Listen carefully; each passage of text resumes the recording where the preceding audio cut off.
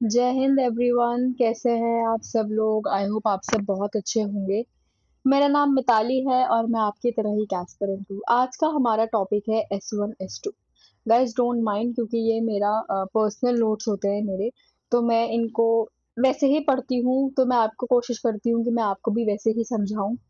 और आज हम बात करते हैं S1 S2 की, और ये काफ़ी इम्पोर्टेंट है हमारे एग्जाम को लेके, सीडीएस को लेके। क्योंकि अभी तो मैं सिर्फ आप लोगों को ट्रिक्स और टेक्निक्स बता रही हूँ कैसे होगा। उसके बाद मैं एक पूरा वीक आपको क्वेश्चन प्रैक्टिस करके दिखाऊंगी पीवाईक्यू से, ताकि आपको और इजीली समझ आ जाए। Let's begin. पहला हमारा वर्ड आता है कॉन्ट्रडिक्ट करना। कॉन्ट्रडिक्ट का मतलब होता है अपोजिट। बात एक ही चल रही होगी पर दोनों एक दूसरे के अपोजिट होगा। कैसे? S1 S2 दोनों एक दूसरे के अपोजिट होंगे। अभी हम एग्जाम्पल के साथ देखते हैं। The train arrived on the time. The train reached the station 2 hours late. पहली S1 में हमें ये बताया है कि जो ट्रेन है वो टाइम पे आ गई है। S2 में ये बताया है कि जो हमारी ट्रेन है वो 2 घंटा लेट आई है। दोनों बात तो ट्रेन की करी जा रही है ना, पर एक में ये बताया है कि ट्रेन आ गई है टाइम पे, और एक ये बताया है कि ट्रेन 2 घंटा लेट है। दोनों कॉन्ट्रडिक्ट हुए। अब बात करते हैं कॉन्ट्रास्ट की। कॉन्ट्रास्ट में जब दोनों सिमिलर नहीं होते हैं, S1 S2 is not similar, difference होता है। एग्जाम्पल से बात करते हैं। Urban areas have a better infrastructure, rural areas rely on more community based on facilities. दोनों स्टेटमेंट सिमिलर नहीं है। देखो, एक में बात करी है S1 में अर्बन की, S2 में बात करी है रूरल की। दोनों ही एक दूसरे के कॉन्ट्रास्ट कर रहे हैं। आपको पता है अर्बन क्या है, रूरल क्या है। तो जैसे आप मैं बताती हूँ, Mitali is a good girl, और दूसरे में बात करिए Mitali is a bad girl. ठीक है, ये हम करेंगे कॉन्ट्रास्ट, क्योंकि कॉन्ट्रडिक्ट, सॉरी, क्योंकि बात तो हमारी मिताली की ही करी जा रही है ना। और अगर हम बात करते हैं Mitali is good, but somewhere her sister और her cousin is also good, तो बात हम दोनों की अलग अलग हुई है, वो कॉन्ट्रास्ट हो गई है। अब हम बात करते हैं कन्फर्म्स की। कन्फर्म्स का मतलब ये होता है जब S2 इज प्रूव S1, कोई प्रूफ देता है। देखो, the vaccine is effective in the preventing the diseases. ठीक है, large scale trials verified a significant reduction in infection rates. देखो, वैक्सीन की बात करी है S1 में कि अगर हम वैक्सीन लेते हैं तो हमको जो डिसीज है वो कम होगा। S2 में इसको और एक्सपैंड कर दिया है, मतलब कंफर्म कर दिया है कि हाँ भाई, S2 S1 को प्रूव कर रही है, सही कर रही है। अब बात करते हैं हम कोरिलेट की। कोरिलेट में ये बताता है कि S1 और S2 शोइंग रिलेशन, मतलब रिश्ता दिखा रहे हैं। ये रिश्ता क्या कहलाता है, यही बनता है। एक्सपेंड का मतलब होता है S1 के बारे में बताना, मतलब S2 is giving proof to S1। ठीक है। क्वालिफाई का मतलब होता है when S2 is limiting. S2 कम कम कर रहा है। देखो, S2 जब S1 को लिमिट करेगा, मतलब अपोज करेगा, रोकेगा उसको। अब हम एग्जाम्पल से बात करते हैं। देखो, S1 में हमें बताया है high literacy rate improve social development. S2 में यह बताया है कि region with high literacy often shows a better health indicators. कहीं ना कहीं हाई लिटरेसी की बात करी है कि वो इम्प्रूव करता है हमारे सोशल डेवलपमेंट को, और सेम इसमें बात करिए तो ये कोरिलेट कर रहा है। कोरिलेट का मतलब ही होता है एक दूसरे के बारे में रिलेशन बताना। अब हम बात करते हैं एक्सपैंड की। एक्सपैंड में देखो, क्लाइमेट चेंज, S1 में बात करिए climate change affect agriculture. S2 में बात करिए it altars rainfall pattern, increase paste attack and reduce crop yield. Climate change की बात करिए कि वो कितना बुरा होता है। इफेक्ट का मतलब मैंने आपको अपनी वीडियो में बताया था कंफ्यूजिंग वाली वर्ड में, कि इसका मतलब होता है टू इन्फ्लुएंस। और ओ माय गॉड, और इफेक्ट का मतलब होता है आफ्टर रिजल्ट, कॉज। ठीक है, तो इसमें कहीं ना कहीं यही बताया है कि देखो, जब क्लाइमेट चेंज होगा, इफेक्ट पड़ेगा एग्रीकल्चर पे, तो क्या क्या खराब हो सकता है, पेस्ट बढ़ सकता है, या क्रॉप में कमी हो सकती है। ठीक है। क्वालिफाइज, S1 में बताया है टेक्नोलॉजी इनहेंस प्रोडक्टिविटी। S2 में बताया है it does so only when the workers are educatedly trained. देखो, S1 में बताया है कि टेक्नोलॉजी जो है वो इनहेंस करेगी हमारी प्रोडक्टिविटी को। अगर हम इनहेंस को एक और वर्ड देंगे तो हो जाएगा हमारा कॉम्प्लीमेंट। ठीक है। S2 में बताया है it does so only when the workers are educate. इसमें बताया है कि जो S1 में की जो टेक्नोलॉजी है वो कैसे बढ़ेगी, उसकी प्रोडक्टिविटी कैसे बढ़ेगी। कहीं ना कहीं S2 उसको अपोज कर रहा है क्योंकि क्वालिफाई का काम ही होता है किसी पर लिमिट लगाना। ठीक है। लिमिट लगा रहा है कि भाई अगर हमारे पास वर्कर अच्छे होंगे, ट्रेन्ड वर्कर होंगे तो वो ऑब्वियस सी बात है वो बढ़ेगी। अब हम बात करते हैं को इनसाइड, रीट्रेट और रीइंफोर्स। कोइंसाइड का मतलब ये होता है जब S1 S2 के बारे में बात हो रही होती है, मतलब एक साथ चल रहा होता है ये। रीट्रेट का मतलब होता है जब S1 S2 दोनों ही एक ही बात बोल रहे हैं। रीइंफोर्स का मतलब होता है S2 is supporting bye S1। Example से देखते हैं। S1 में बताया है the economic slowdown began in early 20 areas. Industrial output started decline around the same period. देखो S1 में बात करिए कि भाई इकोनॉमिक स्ट्रक्चर स्टार्ट हुआ था, वो उसका गिरना स्टार्ट हो गया था 2020s के अर्ली में। ठीक है। और सेम ही पीरियड में इंडस्ट्रियल आउटपुट के बारे में बात करिए जो गिरना स्टार्ट हो गई थी, कॉन्साइड कर दिया था। ठीक है। तो कॉन्साइड का मतलब होता है कि जब दोनों चीजें एक साथ चल रही होती है, परपेंडिकुलर टू ईच अदर। देखो अब हम बात करते हैं रीट्रेट की। रीट्रेट का मतलब होता है जब S1 S2 बराबर हो। देखो मैं एक ही बात बोल रहे हूँ बार बार। S1 में बताया था community was rejected the proposal. S2 में बताया है the proposal was turn down by the community. बात एक ही हो रही है कि कम्युनिटी को रिजेक्ट कर दिया, मतलब कम्युनिटी ने उस प्रपोजल को रिजेक्ट कर दिया। अब हम बात करते हैं इसकी एक सेकंड, री इन्फोर्स की। ये देखो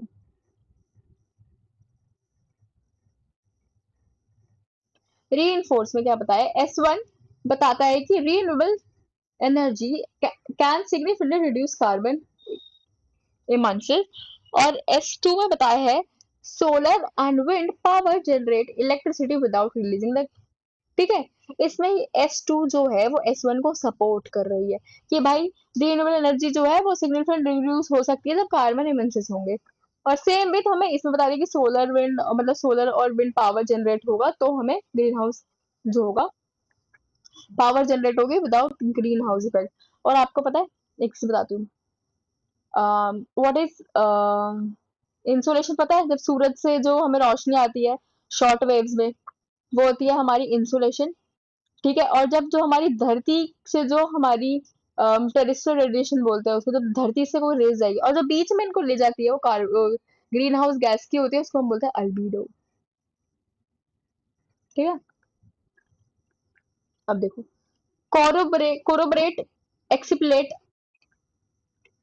और हमारा है एक्सप्लेन। कोरोबरेट का मतलब ये होता है जब S2 S1 के बारे में इंडिविजुअली कोई प्रूफ देगा, एविडेंस देगा, डेटा और प्रूफ। जैसे कि बोलते हैं ना कि जैसे कि सपोज करो NITI Aayog has given this. ठीक है। UNDP has given this data. इसको बोलते हैं एक्सप्लेन, मतलब कोई डेटा या प्रूफ देना कोरोबेट में। एक्सप्लेट का मतलब ये होता है जब S1 S2 को एक्सप्लेन करेगा। एक्सप्लेन ये दोनों सेम ही है। देखो कोरोबेट की बात करते हैं। Regular exercise improves mental health। S1 clinical studies shows, clinical studies proof दे दिया, डेटा दे दिया, प्रूफ है कोई। ठीक है। एविडेंस शोज की जो depression rates among physical physical activity से हमारा डिप्रेशन हेल्थ सही होती है। ये हो गया हमारा कोरोबेट जब कोई एविडेंस दे। अब हम बात करते हैं S1 एक्सप्लेट की। एक्सप्लेट देखो bureaucrats delay hinder policy implementation. S1 multiple layers of approval slow down decision making। S2 explain करा ब्यूरोक्रेट जो है वो भाई हिंडर का मतलब क्या होता है? गैप, बाधा डालना। ठीक है। कि जो ब्यूरोक्रेट्स है वो डिले कर रहा है अपनी पॉलिसी को इम्प्लीमेंट करने के लिए। और फिर इसमें बताया कि कुछ मल्टीपल रीजंस थे इस चक्कर में वो डिले हुआ। हम बात करते हैं इसकी एक्सप्लेन की। जब S1 S2 को सपोर्ट करके एक्सप्लेन करेगा। देखो, coastal cities are vulnerable to the flooding S1। Rising sea level increases the frequency of a storm surge S2।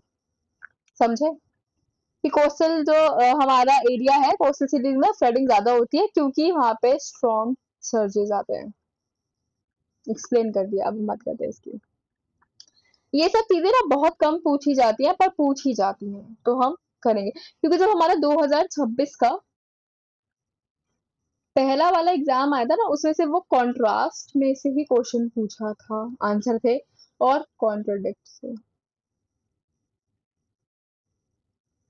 बस देखो, एसर्ट का मतलब होता है S1 is supporting S2 is supporting S1 without giving proof. हमारा कोरोबरेट में क्या था, कोरोबरेट में हमारा था कि जो हमारे को वो कोई प्रूफ देगा, डेटा देगा। यहाँ पे without any giving proof you have to S2 supporting S1। ठीक है। नेगेट का मतलब क्या होता है, जब S2 इज फॉल्स नलीफाई, मतलब गलत प्रूफ कर दे। S2 कोई स्टेटमेंट ऐसी होगी S2 में जो S1 को वो गलत प्रूफ कर देगी। एनल का मतलब होता है S1 is declaring something, S2 is cancelling. देखो वही है, S1 में कुछ है और S2 उसको कैंसिल कर रही है। डाइल्यूट का मतलब पता ही है ना, वीक होना। S2 इज वीक, S1 मतलब S2 की सिचुएशन जो होगी वो S1 को वीक कर रही होगी। बेसिकली बहुत कम पूछा जाता है क्योंकि इन सबके मीनिंग एक ही होता है। लिमिट करना, क्वालिफाई ही करना हो गया। ठीक है। लिमिट मतलब S2 इज लिमिटिंग S1। कॉन्ट्रिब्यूटल से आ सकता है। कॉन्ट्रिब्यूटल का मतलब होता है S1 और S2 is contrast without cancelling, मतलब वो कॉन्ट्रास्ट करेगा। और कॉन्ट्रास्ट का मैंने क्या बताया था, जब S1 S2 दोनों सिमिलर नहीं होंगे तो वो कैंसिल नहीं होते हैं, पर वो दोनों कॉन्ट्रास्ट हो जाते हैं। इसका मतलब भी यही होता है। ठीक है। रिब्यूट थोड़े से ही रह गए बस। देखो, रिब्यूट का मतलब होता है S2 इज काउंटरिंग S1, मतलब डिनाई या रिजेक्ट कर देती है उस चीज को। ठीक है। डिस्प्यूट का मतलब क्या होता है, S2 इज चैलेंजिंग S1 में कुछ ऐसी चीज होगी जो S1 को चैलेंज करेगी, हाँ भाई तूने कैसे किया।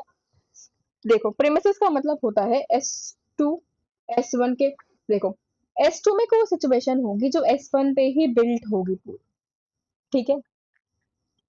अब हम बात करते हैं provide an analogy. Provide an analogy का मतलब होगा S1 S2 कॉम्प्रोमाइज, दोनों कॉम्प्रोमाइज कर रहे होंगे। एनालॉगी आपको पता है ना, कि जैसे आप बोल दो सन इज राइजिंग, और जैसे आप वो बनाते हैं ना रीजनिंग में, अंदर ही अंदर सर्कल घूमते रहते हैं उसमें, वो हो गया है, एनालॉगी बन रही है। देखो, स्टेट एंड इफेक्ट का मतलब ये होता है S1 होगा कॉज, S2 में आएगा रिजल्ट। अगर आपको करंट अफेयर्स के भी वीडियोस चाहिए तो आप प्लीज मुझे मेंशन करिएगा। मैं आपको मंथली करंट अफेयर्स दे दूंगी, कि मैं आपको 5 महीने में, जनवरी फरवरी मार्च अप्रैल मई जून जुलाई, जुलाई तक मैं आपको सारे कंप्लीट करवा सकती हूँ। इवन अगस्त, बट अगस्त से पूछेगा नहीं क्योंकि पेपर ऑलरेडी बन चुका है। देखो, प्रपोजेस अ सोल्यूशन मतलब S1 में दिक्कत होगी जो S2 से कम कम करेगा। ठीक है। डेवलप्स एग्जामिन, एग्जामिन का मतलब आपको पता ही है ना, होलिस्टिक। देखो, S1 में होगा कोई स्पेसिफिक फैक्ट, S2 में होगा यूनिवर्सल फैक्ट। ठीक है। यूनिवर्सल फैक्ट वो होता है जो आपके पूरे यूनिवर्सल मतलब ये है तो ये है, आप इसको चेंज नहीं कर सकते। ठीक है। Everyone, so this is S1 S2 की वीडियो। मैं आपको सारे इसको अच्छे से सॉल्व करके दिखाऊंगी PYQ से, बस you have to have some patience. ठीक है। और तब तक के लिए जय हिंद, मिलते हैं अगली वीडियो में। अगली वीडियो हमारी होगी कंफ्यूजिंग वर्ड की लास्ट वीडियो, थर्ड वीडियो। और 10 मिनट या मतलब 10 से 12 मिनट में आपको कॉन्सेप्ट क्लियर हो रहा है, आपको क्या ही चाहिए गाइस। मैं बस इतना बोलूंगी, प्लीज सपोर्ट करिए, लाइक करिए, कमेंट करिए। मुझे आपके कमेंट पढ़ने में बहुत अच्छा लगता है। व्यूज बढ़ाइए एंड अपने दोस्तों में आगे बढ़ाइए। और उसके बाद आपकी आएगी एक वर्ड मीनिंग की, वो भी पार्ट्स में चलेंगे, मतलब 3 पार्ट में खत्म हो जाएगी वो। तब तक के लिए जय हिंद, सी यू, मिलते हैं जल्दी।